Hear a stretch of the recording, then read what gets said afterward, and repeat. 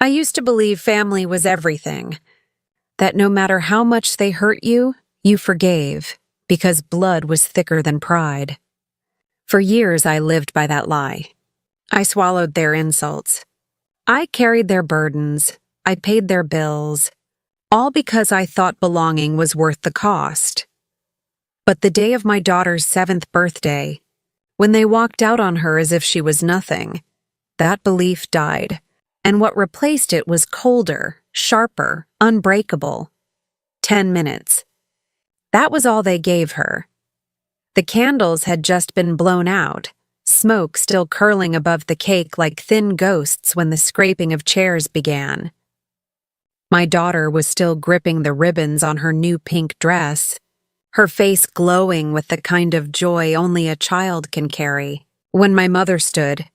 "We've got better things to do," she said, voice sharp and flat, as though the birthday party of a 7-year-old was an inconvenience rather than a celebration.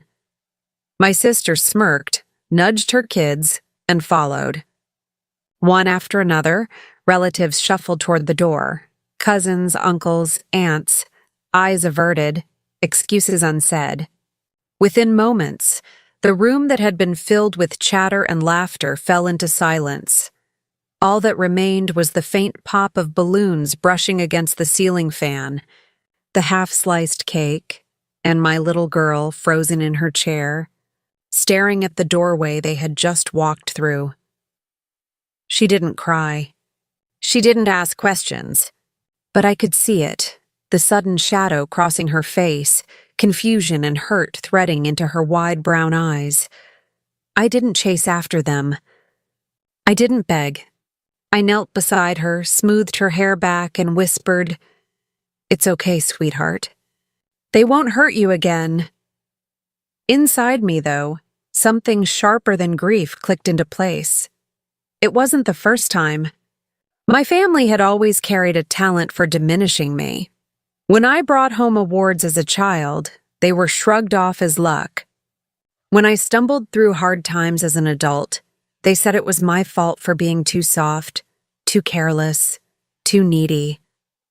Even when I became a parent, they treated my daughter as if she were an obligation rather than family, something to be endured, not cherished. And yet, year after year, I still invited them. Still tried to belong. Still told myself that blood mattered more than wounds.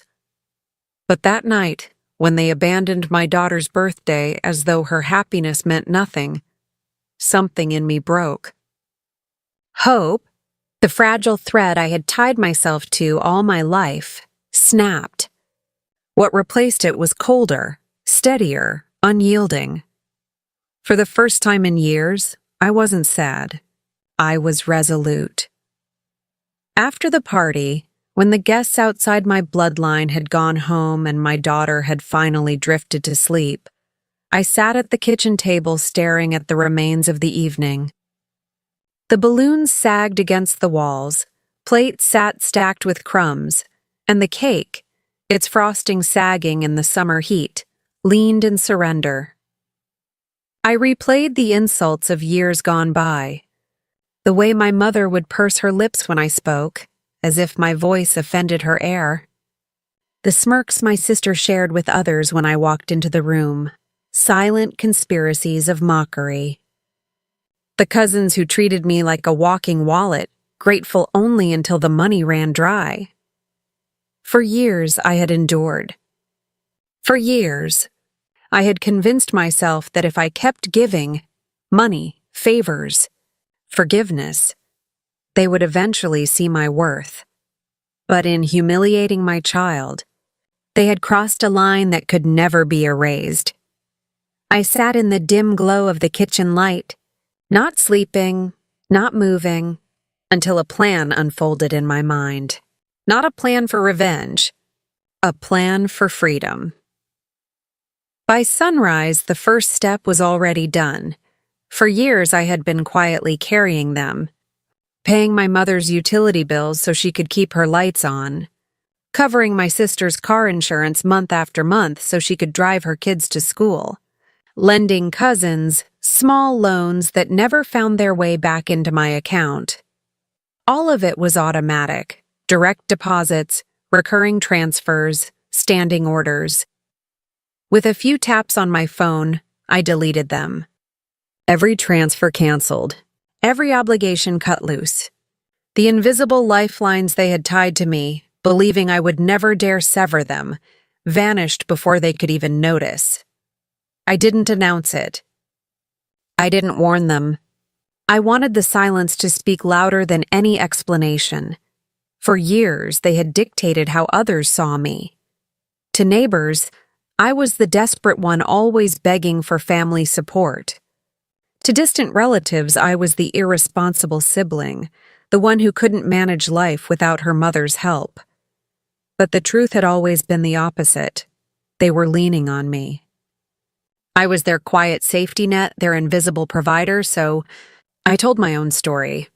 I posted photos from the party, my daughter's radiant face glowing in the candlelight, sparklers bright in her small hands, and behind her, rows of empty chairs. My caption was simple. She deserved more, but she has me. And that's enough. It wasn't bitter. It wasn't angry. But it was honest. And it spread. Neighbors commented. Friends reached out. Strangers shared the post. Soon, questions began to ripple outward. Where was the family? Why would they leave a child's birthday so quickly? The shame that had clung to me for years shifted. For once, it was theirs to carry. It didn't take long. By the third day, my phone began to buzz. First, my mother. Her voice honeyed with false sweetness. Darling, I think the bill must not have gone through. Can you check? I let it ring out. Then my sister, sharp and impatient. Hey, the insurance is due. You said you'd... Silence. Finally, a cousin, his voice trembling. We're late on rent. Just this once, please. Click. Each ignored call was a release, a rope slipping from my shoulders. By the end of the week, desperation had replaced arrogance. Messages poured in. Don't punish the whole family for one mistake. You're being dramatic. We didn't mean it. She's just a child, she'll forget. But I hadn't forgotten. And neither would my daughter. It happened faster than I expected. They asked me to meet. The same living room I had grown up in. The same beige walls and heavy curtains. The same space where countless criticisms had been thrown at me. My mother sat stiffly, her hands knotted in her lap.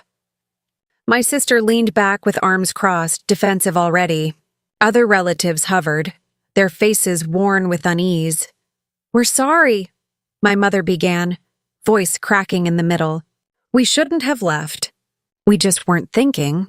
My sister rolled her eyes. You're blowing this out of proportion. Families fight. That's normal. I looked at them, calm, cold. You didn't fight, I said. You humiliated a child? The room shifted. Eyes darted, but no one spoke. I placed my phone on the table, opened the gallery, and scrolled through the birthday photos. Do you know how many people have seen these? I asked. Their gazes flicked to the screen. My sister's face drained of color. Your neighbors, your co-workers, even distant relatives. Everyone has asked why you would abandon a little girl's birthday. Do you know what they see now? Not me as a failure. They see you as monsters. My mother's voice cracked. Please stop. I leaned forward, my voice steady, measured. No, I already stopped. I stopped paying your bills.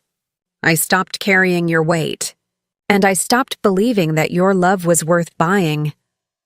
The silence that followed was suffocating. They understood. I wasn't bluffing. This wasn't a tantrum or a temporary grudge. This was the end. I slid the phone back into my pocket, stood, and said the words I had carried for years. You walked out on her birthday. I'm walking out of your lives. And then I did. The next morning, my phone was a storm. Calls, messages, pleas, apologies stitched with panic. I turned it face down on the table, poured cereal into a bowl, and sat across from my daughter. She was humming softly, legs swinging beneath the chair. She looked up at me, spoon in hand. "Are they coming back?" I smiled gently. "No, sweetheart, they're not." She let out a small breath, her shoulders relaxing. She picked up her spoon and began to eat. For the first time in years, I felt peace bloom in the quiet. They had thought I needed them. That I was the fragile one, the weak one. That without their approval, I would crumble. But the truth was simple. Without me, they crumbled. Without them, we soared. They left her birthday. And that was the day I left them behind.